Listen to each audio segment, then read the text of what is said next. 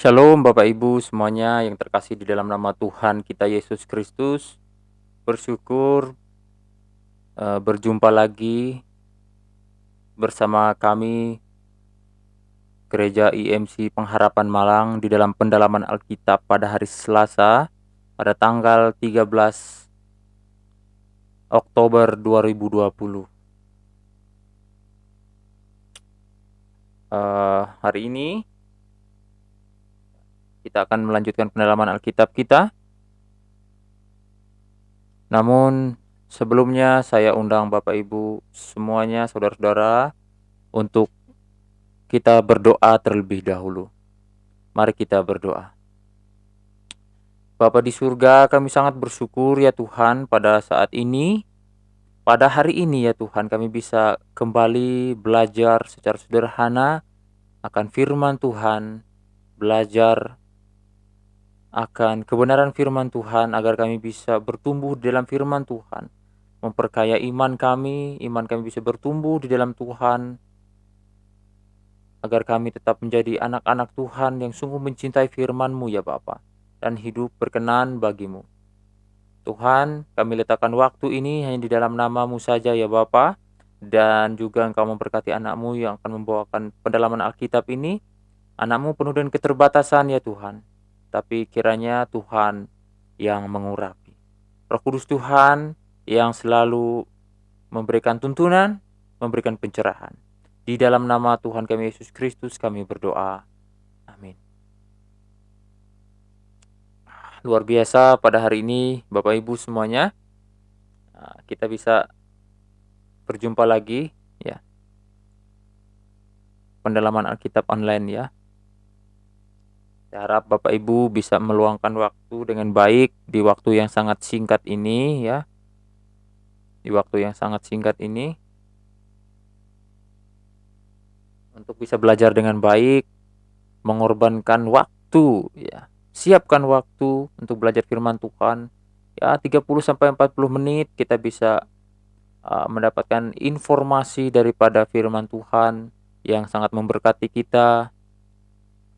Kita bisa belajar lebih banyak dari firman Tuhan yang bisa memperkaya kita lebih jauh ya tentang firman Tuhan.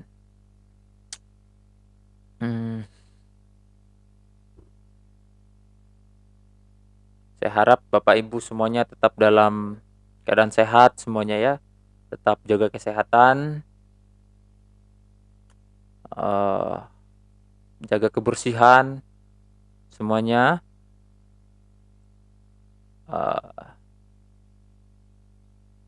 Karena situasi kita masih dalam situasi pandemi COVID-19 ini ya. Kita patuhi protokol pemerintah. Kita ikuti apa yang dianjurkan pemerintah, pakai masker, cuci tangan ya. Hindari kerumunan.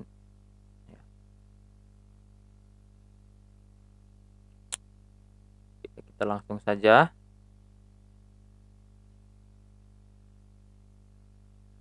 Ya. Tema pendalaman Alkitab kita pada hari ini masih seputar Nabi Elisa ya. Terkhusus pada hari ini kita akan membahas mengenai peran Nabi Elisa dalam masyarakat, tepatnya ya. Peran Nabi Elisa dalam masyarakat.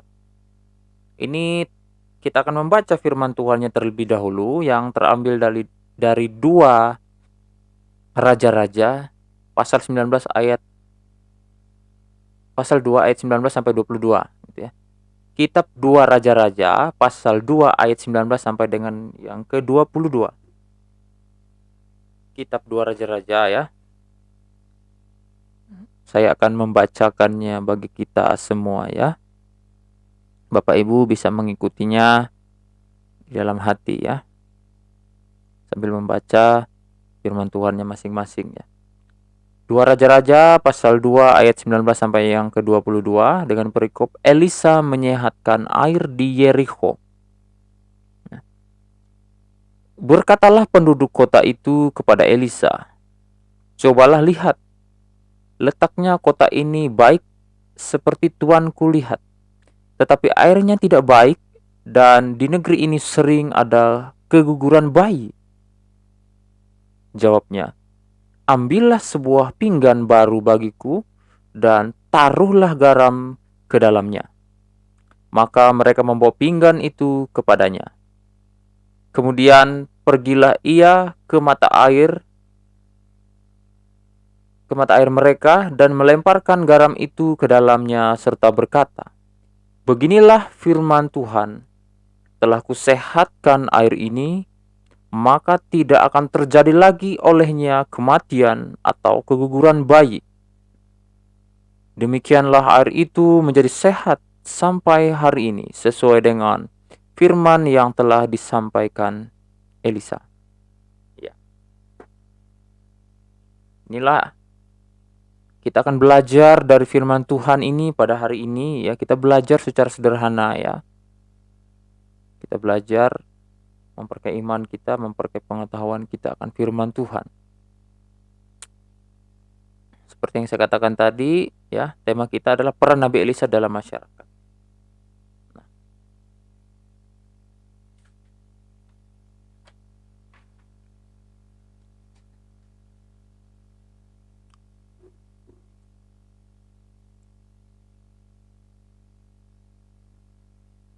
Nah, kita akan melihat Bapak Ibu mengenai informasi tentang kitab dua raja-raja yang kita baca ini. Kita lihat sedikit, kita mereview sedikit informasi, ya, mengenai kitab dua raja-raja ini. Jadi menurut tradisi Yahudi, kitab dua raja-raja ini ditulis oleh Yeremia, ya. Ini menurut tradisi Yahudi. Dalam versi bahasa Ibrani, ya, yaitu kitab Tanakh, ya, kitab dua raja-raja ini bagian dari kitab raja-raja sebutannya, kitab raja-raja. Tapi karena keputusan redaksional, ya, menurut gaya dan bahasanya, pengelompokannya, kitab ini dibagi menjadi 4, ya. Sehingga menjadi 1, 2 Samuel dan 1, 2 raja-raja, menjadi 4 bagian. Ini adalah mengenai kitab ini.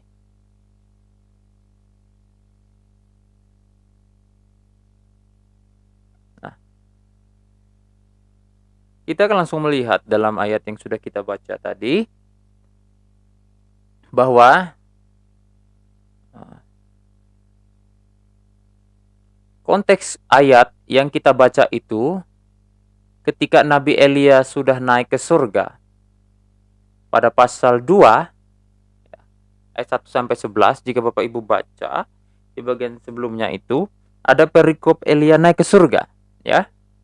Di pasal 2 itu sudah dimulai dengan perikop Elia naik ke surga.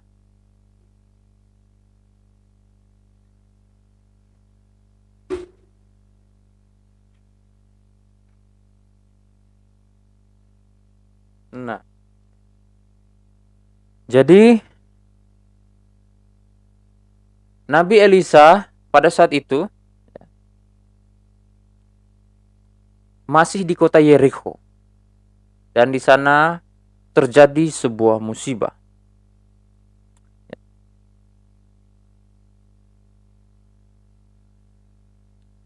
Bisa dilihat di dalam pasal 2 ayat yang ke-18. Nah, ketika mereka kembali kepada Elisa yang masih tinggal di kota Yerikho, berkatalah ia kepada mereka, bukankah telah kukatakan kepadamu, jangan pergi? Nah, lalu berkatalah penduduk kota itu kepada Elisa. Nah, jadi Elisa pada saat itu, konteks terjadi peristiwa ini di dalam ayat ini yang kita baca ini adalah terjadi di kota Yerikho. Ya, terjadi di kota Yerikho.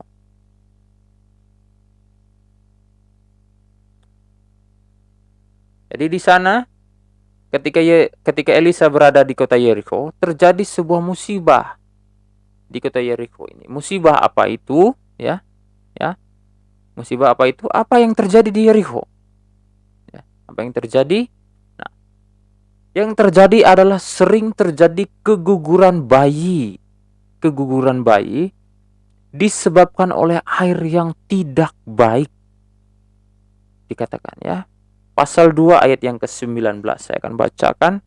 Berkatalah penduduk kota itu kepada Elisa, "Cobalah lihat, letaknya kota ini baik, seperti Tuanku lihat. Tetapi airnya tidak baik, dan di negeri ini sering ada keguguran bayi." Nah ya, jadi orang datang kepada Elisa pada saat itu.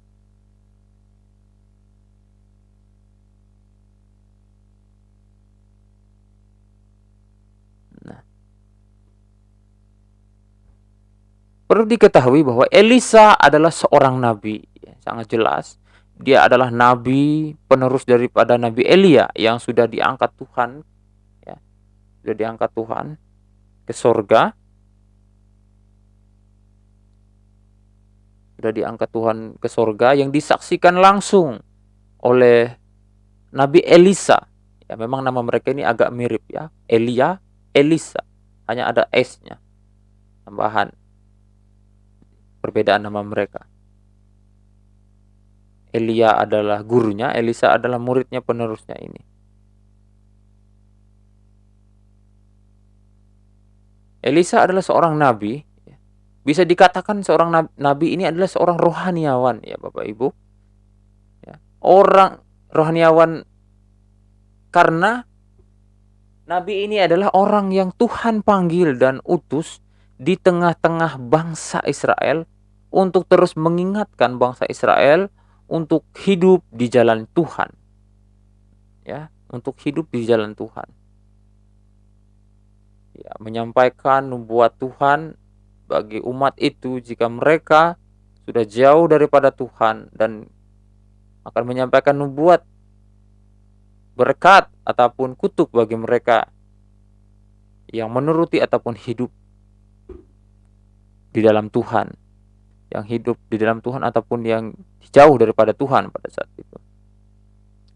Itulah tugas nabi yang sering dikenal pada saat itu. Jadi orang-orang pada saat itu, terutama itu di Yeriko itu ya, karena konteksnya ini adalah terjadi di Yeriko.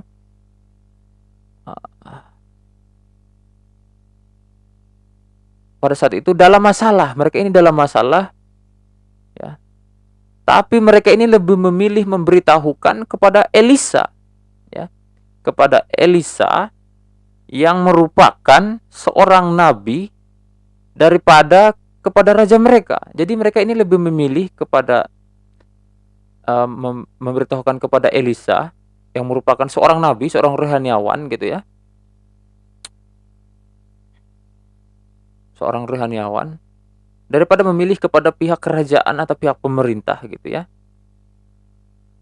Nah, bisa jadi kenapa mereka ini tidak memberitahukan kepada raja ya, kepada raja, karena raja yang memerintah pada saat itu adalah Raja Yoram ya. Raja Yoram bisa dibaca di dalam 2 Raja-Raja 3 ayat 1 sampai 2 ya. Mereka tidak memberitahukan kepada Raja Yoram tentang persoalan mereka, tapi mereka lebih memilih memberitahukan kepada Elisa yang notabene adalah seorang nabi gitu ya, seorang rohaniawan. Harusnya masalah seperti ini adalah raja mereka lah atau pihak-pihak yang berkuasa di sana. Nah, kemungkinan adalah karena Raja Yoram ini hidup melakukan apa yang jahat di mata Tuhan. Ya. Kita akan baca di dalam 2 Raja-Raja pasal 3 ayat 1 sampai yang kedua ya. Di sana dikatakan Yoram anak Ahab menjadi raja di Samaria atas Israel dalam tahun ke-18 zaman Yosafat, Raja Yehuda, dan ia memerintah 12 tahun lamanya. Ia melakukan apa yang jahat di mata Tuhan, tetapi bukan seperti ayahnya dan seperti ibunya. Ia menjauhkan tugu berhala Baal yang didirikan ayahnya, ya.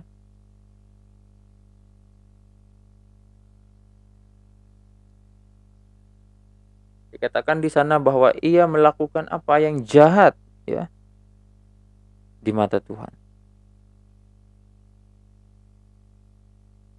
Jadi mungkin karena raja yang tidak baik, mereka tidak percaya, ya, memberitahukan persoalan-persoalan mereka kepada pemimpin mereka. Mereka lebih memilih kepada seorang nabi, ya, seorang rohaniawan yang dipakai Tuhan untuk terus meluruskan jalan umat itu, ya.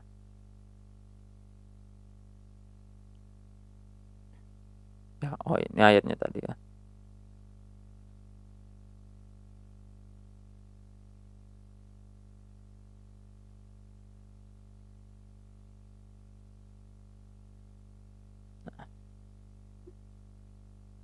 Jadi orang datang mengadukan hal itu kepada Elisa.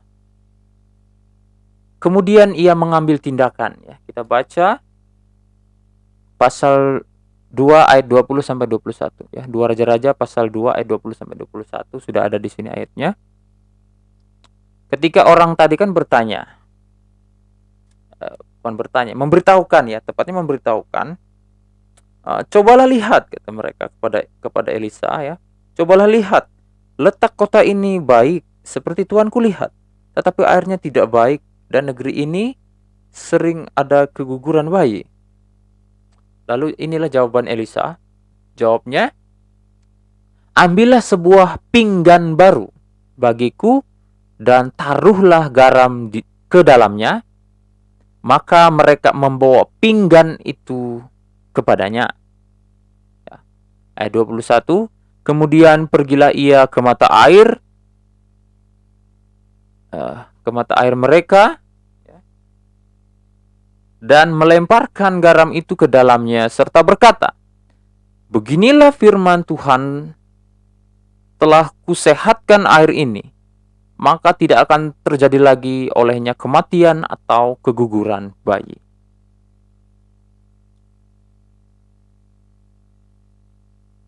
Ya.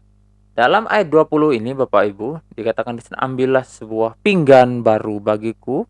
Nah, mungkin Bapak Ibu tahu pinggan, ya. Pinggan ini itu piring, ya. Saya lihat definisinya adalah piring yang besar, ya. Jadi piring yang bentuknya besar itu, yang besar biasanya itu banyak bisa menaruh makanan lebih banyak di dalamnya, ya. Jadi pinggan itu seperti itu. Jadi Elisa itu meminta mengambil sebuah pinggan baru, itu saya sudah cetak kuning di situ, ya. Pinggan baru bagiku. Nah, pinggan baru itu lalu ditaruh garam. Ambil garam, taruh di pinggan yang baru, gitu. Garam. Lalu mereka mengambil, ya, mereka membawanya kepadanya, ya. Kemudian mereka membawa pinggan yang berisi garam itu ke mata air mereka dan melemparkan garam itu ke dalamnya serta berkata, beginilah firman Tuhan, telah kusehatkan air ini, maka tidak akan terjadi lagi olehnya kematian atau keguguran. Nah, Bapak Ibu, apa maknanya di sini? Apa yang dimaksud oleh ayat ini? Gitu, ya. Kenapa harus garam di sana, ya? Kenapa harus garam? Ya. Ini sebagai simbol juga bagi mereka pada saat itu, ya, sebagai simbol, ya, bagaimana garam dikatakan itu, ya. Jika di dalam Matius pasal 5 ayat yang ke-15 dikatakan, ya,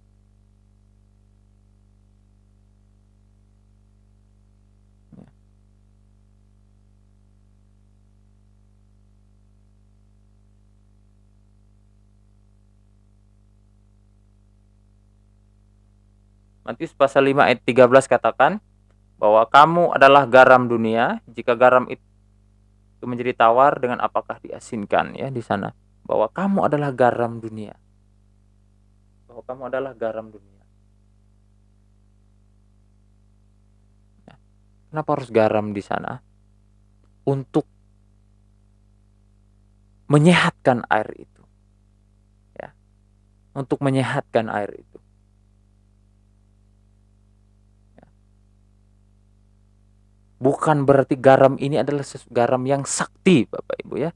Garam ini sebenarnya menjadi sebuah simbol di situ ya, yang bermakna ya, yang dipakai juga ya, di dalam Matius, yang digunakan juga ya, oleh Tuhan Yesus di dalam Matius pasal 5 ayat yang ke-13 ya, tentang garam ini. Bagaimana garam ini berbicara tentang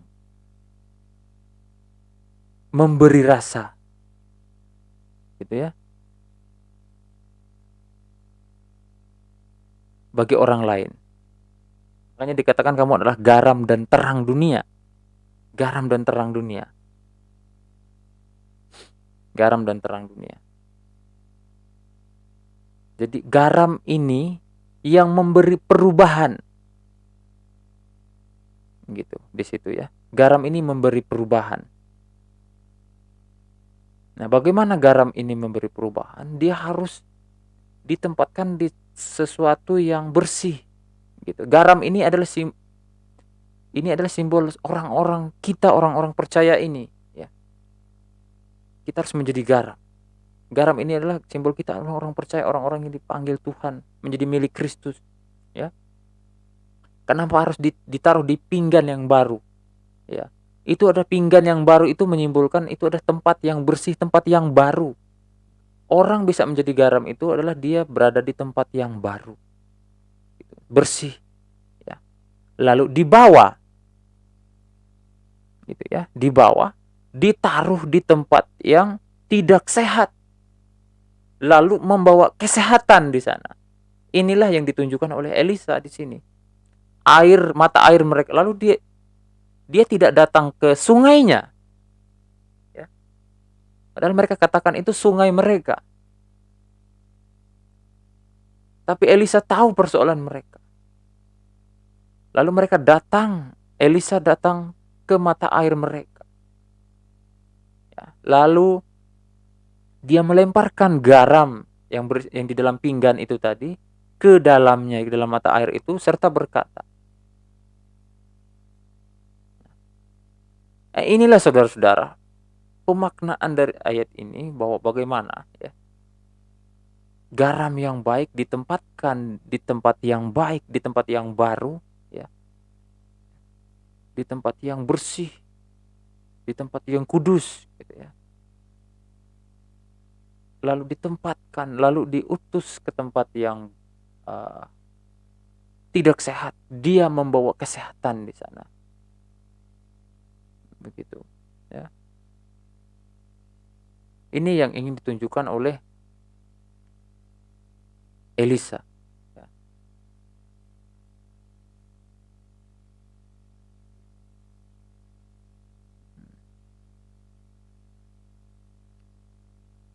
Dari ayat ini ya.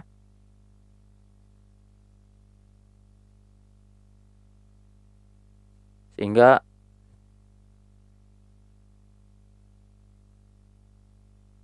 seolah-olah di sini garam itu ya di sana. Tapi memang di sini sebenarnya dalam peristiwa itu ya memang Tuhan memakai, yaitu kuasa Tuhan yang berkuasa di sana.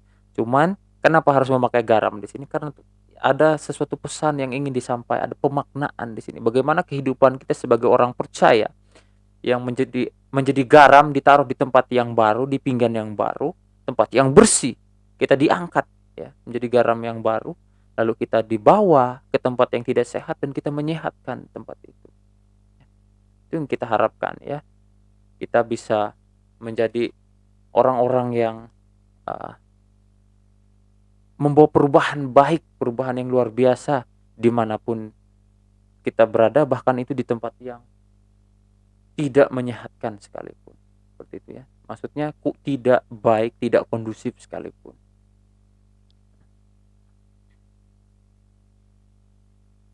Nah,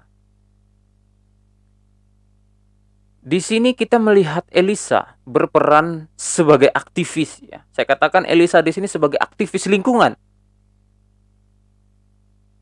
Elisa berperan sebagai aktivis lingkungan yang menyelamatkan penduduk kota Yerikho. Ia tidak hanya menjalankan perannya sebagai seorang nabi Tuhan yang populernya sebagai penyampai nubuat gitu ya. Ya, nabi itu dikenal sebagai seorang penyampai nubuat. Itu populernya. Nubuat buruk maupun nubuat baik. Pokoknya itu yang dikenal. Tapi di sini kita melihat peran seorang Elisa. Dia menjadi sebagai aktivis lingkungan, peduli terhadap lingkungan. Dia mendengar keluh kesah daripada orang bagaimana kesehatan mereka terganggu oleh air di sana. Lingkungan mungkin itu terjadi kecemar di sana. Mungkin sungai itu tercemar. Tercemar karena itu adalah kota ya. Yerikho itu dikatakan adalah kota. Mungkin karena kemajuan mereka pada saat itu sudah terjadi pencemaran lingkungan. Sudah terjadi pencemaran lingkungan. Tapi inilah peran seorang Elisa yang menempatkan diri ketika dia berada di Yerikho. Ya. Dia bisa berguna. Dia bisa berguna bagi orang-orang di Yerikho. Ya. Dia menempatkan diri sebagai orang yang penyelamat lingkungan. Ya. Sangat baik sekali. Terutama masalah itu berkaitan dengan kehidupan orang banyak, Bapak Ibu. Apalagi tentang persoalan lingkungan itu berkaitan tentang kehidupan orang banyak. Ia tidak hanya peduli akan tugasnya, ya. Ia tidak hanya peduli pada kerohanian orang-orang, tetapi juga ia peduli terhadap kehidupan jasmani orang-orang pada saat itu. Padahal seorang nabi, ya, itu ya kalau dia hanya memikirkan tugasnya sebagai penyampai nubuat saja, oke, gitu ya. Alat yang dipakai Tuhan ya, untuk menyampaikan nubuat, memperingati umat itu tentang dosa dan kejahatan mereka. Ya. Tapi di sini ya kita belajar banyak daripada Elisa. Ya. Dia memperdulikan kehidupan orang banyak. Dia mendengar keluh kesah orang banyak tentang bagaimana kesehatan air di tempat mereka yang begitu mengancam nyawa mereka, mengancam nyawa anak-anak, mengancam nyawa keturunan mereka. Banyak keguguran terjadi dikatakan di sana. Dan Elisa tidak bertanya satu kata pun, lalu dia ambillah pinggan, dikatakan ya. Sebuah pinggan baru bagiku dan taruhlah garam ke dalamnya. Ya. Itu yang ia lakukan, Bapak Ibu. Ya. Itu yang ia lakukan. Dia bisa menjadi berkat bukan hanya secara rohani di sana. Dia bisa memberkati orang di dalam kesehatan, di dalam lingkungan. Di dalam lingkungan. Menyelamatkan banyak nyawa.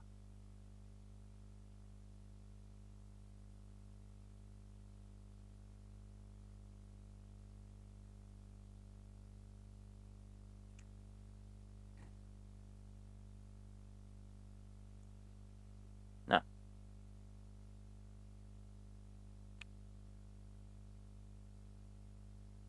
Bapak Ibu, mungkin di antara kita ya, mungkin di antara kita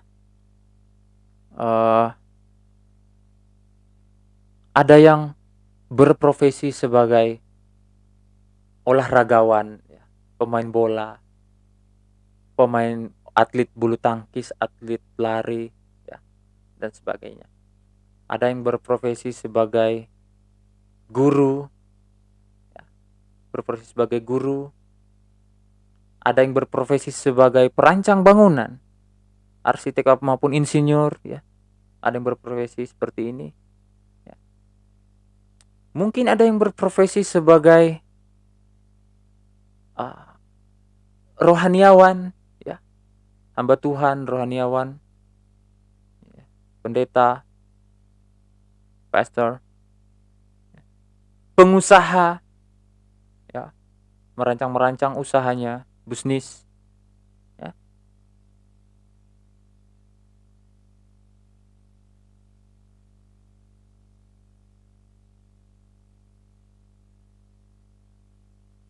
Ataupun seorang dokter, ya. Mungkin di antara kita ada yang berprofesi seperti ini, ya. ada yang pemain bola, ya, ada yang guru, ada yang rohaniawan, ada yang perancang bangunan, ada yang pengusaha, ada yang dokter, ada yang dunia kesehatan lainnya, dunia farmasi, ya, ada yang driver, ada yang eh YouTuber, ya, ada yang eh, bekerja di restoran dan sebagainya, ya.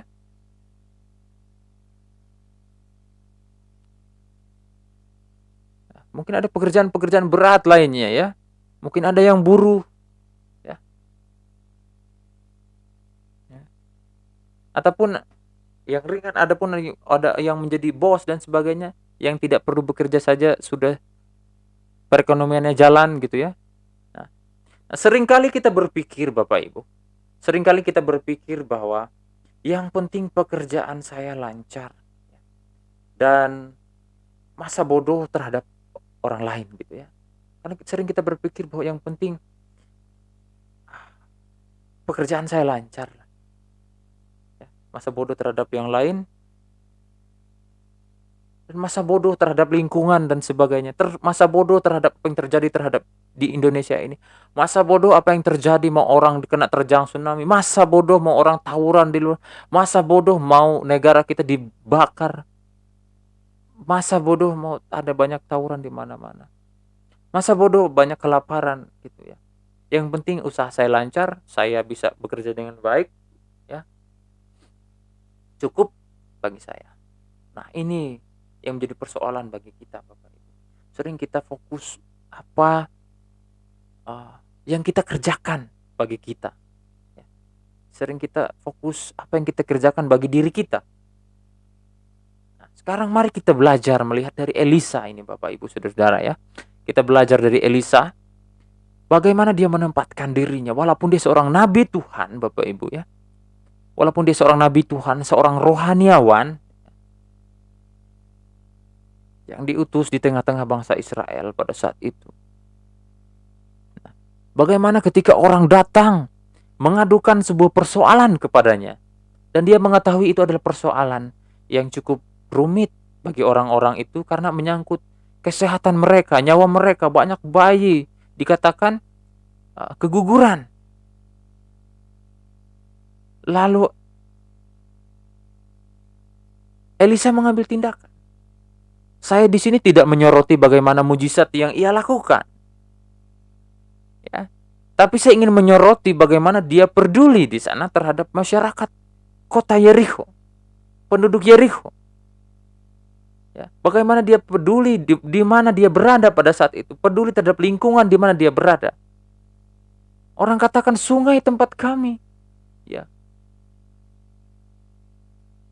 Dikatakan bahwa cobalah lihat, letak kota ini baik seperti Tuhan kulihat, tetapi airnya tidak baik. Dan di negeri ini sering ada keguguran bayi. Itu yang diadukan, orang mengadu kepadanya. Orang memberitahukan. Ya. Dan dia mengambil tindakan, Bapak Ibu. Dan tindakan ini memang atas dasar support daripada Tuhan. Ya. Menyelamatkan penduduk Yerikho. Ya. Dari pencemaran lingkungan itu. Saya menyoroti dia di sini berperan penting menjadi seorang ya aktivis lingkungan begitu ya. Terlepas dari mujizat yang dilakukan itu. Bagaimana dia peduli, dia menyehatkan lingkungan itu. Ya. Ini yang penting kita pelajari Bapak Ibu. Ya. Sangat penting bagi kita. Yang pertama tadi, bagaimana kita ini menjadi garam, gitu ya, menjadi garam yang menyehatkan. Bahkan ketika kita dikirim atau berada di tempat yang kondisinya bukan masalah kesehatannya, yang kondisinya uh, kurang baik begitu ya. Kita menghadirkan kebaikan, kita menghadirkan kesehatan di sana. Itu yang perlu kita tekankan. Dan juga Bapak Ibu, bagian ini, jangan lagi kita berpikir bahwa yang penting pekerjaan saya lancar, ya. Saya sebagai atlet, ya, sebagai olahragawan, saya sebagai pengusaha, saya sebagai rohanian, saya sebagai guru, saya sebagai perancang bangun, saya sebagai dokter, saya sebagai driver, ya, sebagai pengusaha, apapun itu, ya. Kita belajar dari Elisa, bagaimana dia peduli, ya, walaupun itu bukan tugasnya, bukan bagiannya pada saat itu. Yang ia tunjukkan adalah bagaimana dia peduli terhadap lingkungan yang mengancam nyawa orang-orang. Ya. Ini adalah peran Elisa bagi masyarakat pada saat itu. Nah, sekarang kita, apa peran kita bagi masyarakat Indonesia ini, Bapak Ibu? Apa peran kita bagi masyarakat di tempat kita tinggal, ya? Mungkin ada Bapak Ibu ada yang tinggal di manapun, di kota Surabaya, Jakarta, ya, dimanapun itu, di Malang.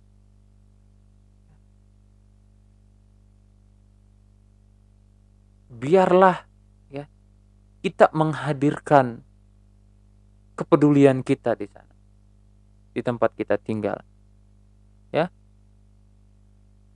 di tempat kita berada tepatnya. Kita menghadirkan kepedulian kita, bukan walaupun, ya, kita punya pekerjaan lain di sana, tapi biarlah kita menghadirkan kepedulian kita terhadap apa yang buruk di sana, ya. Seperti Elisa, bagaimana dia mengetahui mungkin air yang tidak sehat yang mengancam nyawa penduduk, dan dia mengambil tindakan, ya. Dia tidak mau tinggal diam. Itu adalah peran yang dia ambil sebagai orang percaya. Nah, ini yang kita pelajari Bapak Ibu pada hari ini, ya. Bagaimana kita bisa belajar daripada Elisa pada hari ini.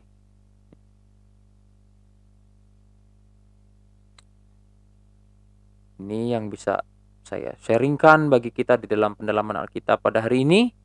Bila kita bisa belajar dengan baik di waktu yang sangat singkat ini, ya, memperkaya iman kita selalu, kita bertumbuh di dalam firman Tuhan, ya. Sediakan waktu bagi Tuhan untuk duduk di kaki Tuhan, ya. Ya, Bapak Ibu, sekian untuk pendalaman Alkitab pada hari ini, ya. Jika ada pertanyaan ataupun sharing, ya, kepada saya bisa di nomor handphone saya, ya, di nomor WhatsApp saya, ya. Bisa sharing, bisa diskusi bersama saya, persoalan apapun mungkin tentang sharing-sharing tentang firman Tuhan dan sebagainya bisa, ya. Baik, saya akan menutup pendalaman kita pada hari ini. Saya undang Bapak Ibu semuanya untuk kita berdoa. Mari kita berdoa. Tuhan, kami sangat bersyukur pada saat ini, ya Tuhan, kami sudah belajar dari firman Tuhan mengenai Elisa, bagaimana berperan di tengah masyarakat, ya. Bagaimana dia menjadi seorang yang berguna bagi masyarakat, yang menyelamatkan begitu banyak nyawa atas pertolongan Tuhan dan perkenanan Tuhan dalam hidupnya. Biarlah kami juga bisa berguna bagi masyarakat, bagi negara kami, dimanapun kami berada, ya Tuhan, dimanapun tempat kami berada, kami bisa menjadi garam, cahaya di tempat itu, membawa kesehatan dan perubahan, membawa sesuatu yang berarti bagi tempat itu. Terima kasih Bapa di surga. Di dalam nama Tuhan kami Yesus Kristus kami berdoa dan mengucap syukur kepada Bapa di surga. Amin. Sampai jumpa minggu depan Bapak Ibu, ya. Tuhan Yesus memberkati.